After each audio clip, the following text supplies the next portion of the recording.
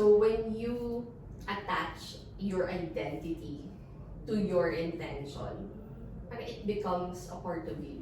Yeah. Diba? Hindi siya nire-reject nung katawan mo.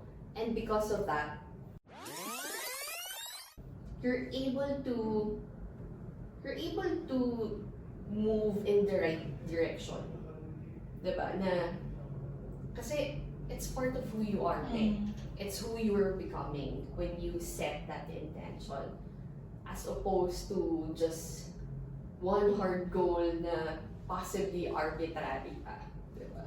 Yeah, wow! Grabe yung sa last part eh, sabi niya na parang intentions work because it's part of your identity. I feel like I read somewhere or probably in one of my classes back in college na something weighs more if it ties into your identity or if into your character. I think that's the reason why intentions work kasi mas may bigat eh. Even I actually want to unpack lang yung mga, kasi you've said a lot of good points. So first, how you set intentions is you create habits. I feel like habits is such a good way to achieve talaga your goals or your intentions for the years. Kasi repeated actions sometimes define who you are. Parang the things that you do in the daily movements, in the small movements, define who you are. Kasi there are times na parang I would feel so parang unproductive or I would get around for a day, especially during weekends kasi parang you're so tired during the weekdays, so parang you just wanna rest. And sometimes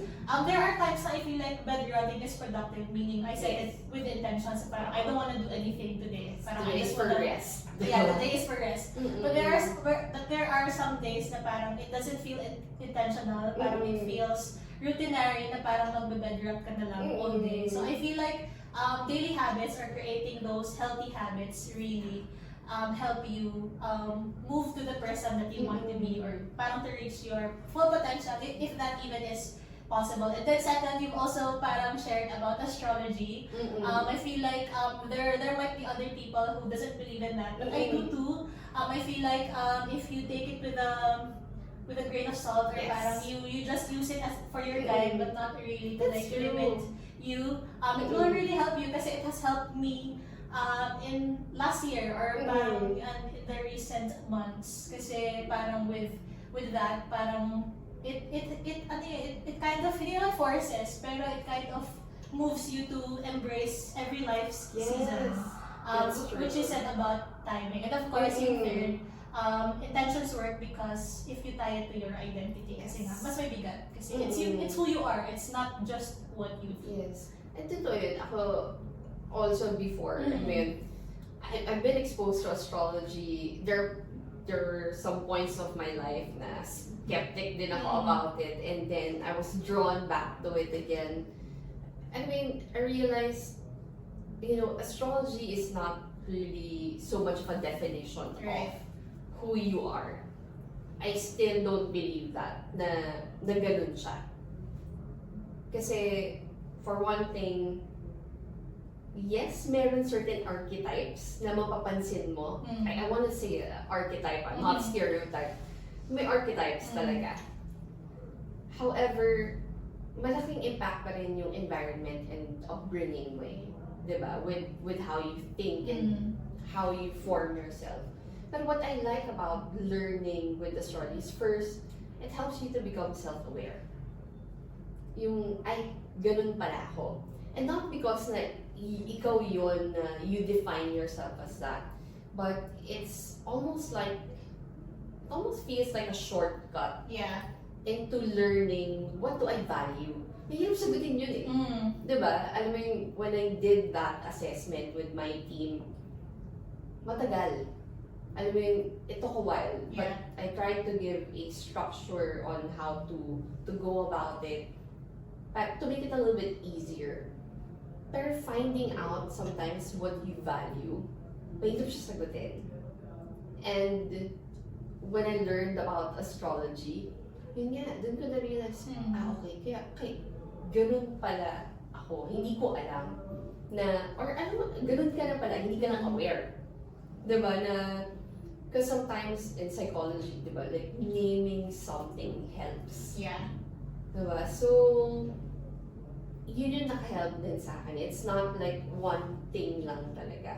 Hindi siya, it's a, just like what you said, it's yung habits that you put into it na eventually becomes who you are. Yeah.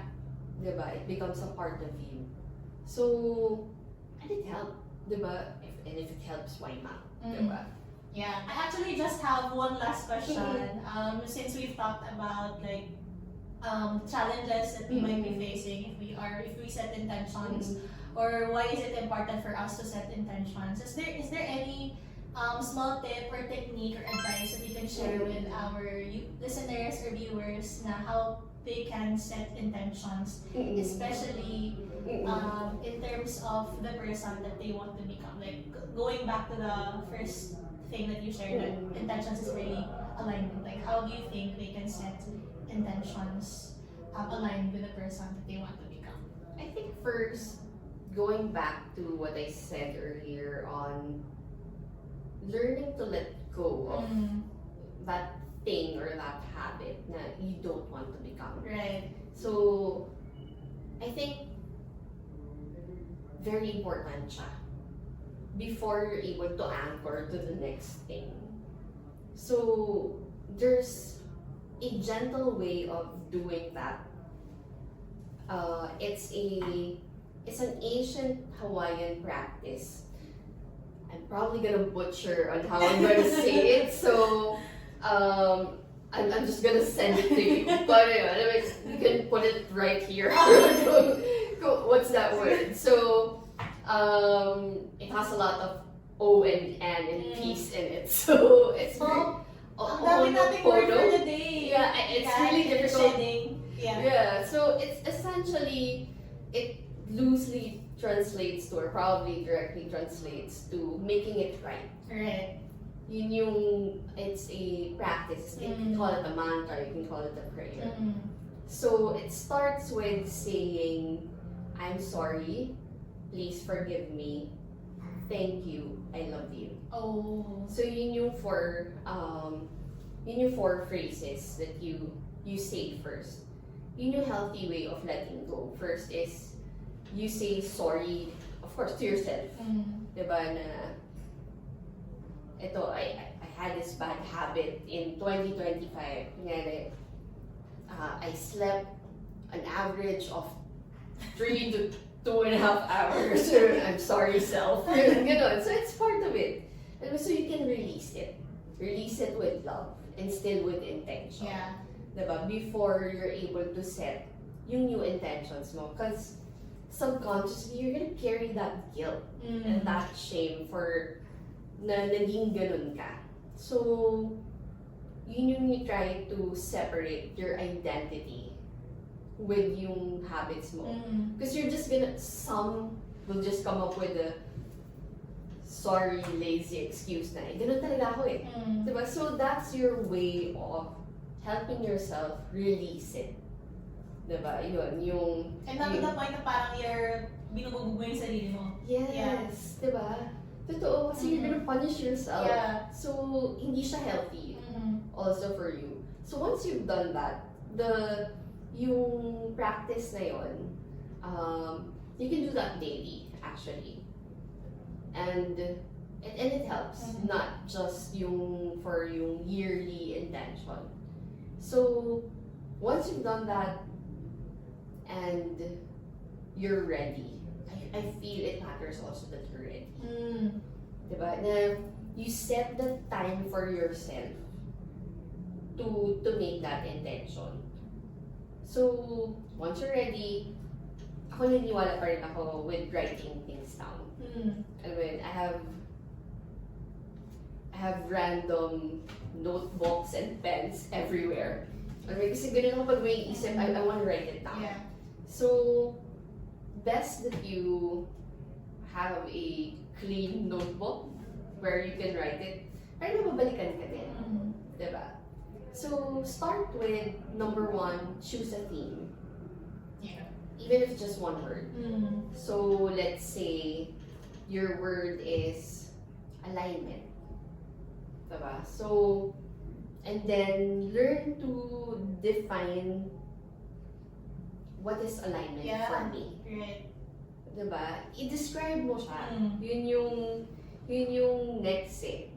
So, once you've described it, so aware ka na. Ano yung theme mo.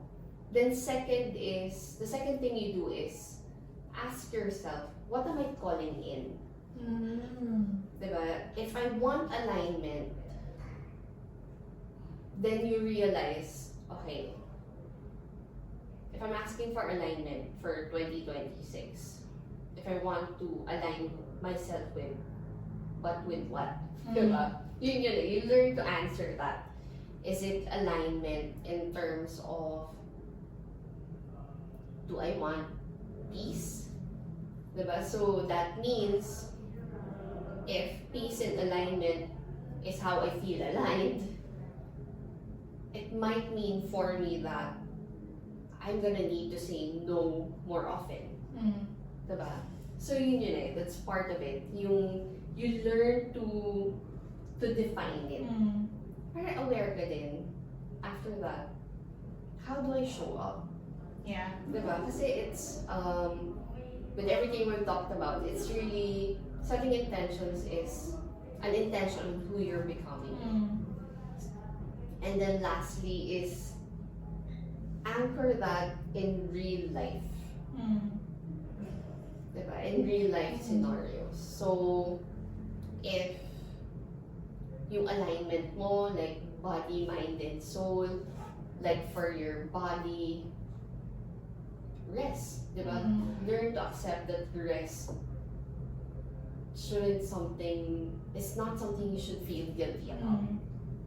Diba? Sometimes, the most productive thing you can do for your body is bed rotting. Yeah, actually. Tama. Pero in your mind kasi, dahil you're so sanay na you're preoccupied parati kami ginagawa. Alam mo yun, I feel kahit paano, bed rotting might be helpful than just doom scrolling na feeling mo, alam mo yun, yung dopamine rush mo lang na parang akala mo productive ka. Yeah. Diba? So, yun, 3 things. Set a theme, and then ask yourself what you're calling in, and then anchor that into something real. Wow! Ayan guys, binigyan tayo ng tips and techniques ni Miss Pearl kung paano maging as productive and as successful. Pero I like how you started with you have to let go of the unproductive habits that's no longer serving you. Before you set kasi an intention for the year, you have to sit down muna and do some reflection in terms of what have I done or what have worked for me the past year and what have I done naman great. Parang kasi if you start with reflections in terms of the things that you achieved, in terms of the things that you still want to improve, it's easier for you to set the intentions or theme for yourself. And we said na din, Miss Berna, after you set the intention, like a word for the year, you have to describe it. I feel like that's the reason why I haven't finished my setting of intentions for the year, kasi I haven't described my mantra or like my word for the year. Parang I don't really know kung ano yung ibig sabihin nun para sa akin. And that's really important kasi at the end of the day, it's you who's going to do those things, and it's you who's going to measure if you're able to achieve talaga yung mga gusto mong ma-achieve. So, gagawin ko po yun. I will define kung ano yung word na yun. And it has to be for you. Yeah. Kasi it has to be personal. Yeah. I mean, yung mahirap if you anchor also yung intentions mo parati na for someone else. While that might be noble, especially if it's your family. Pero minsan you lose track. Yeah. Diba? Thank you so much, Ms. Pearl, for sharing us your insights and your experiences. Truly, ang dami ko po matutunan for today. Is there anything that you'd like to share pa in terms of our topic for today, or anything that you'd like to share lang for this or for our viewers and listeners? I guess, don't be afraid to sit down with yourself. Yeah. It really starts with embracing yung uncomfortable. parts of yourself before you really learn to become something else. Yeah. Diba? So, it's going to be easy for some. It might be difficult for you in other areas. So, just be kind to yourself. Diba? Be gentle with yourself.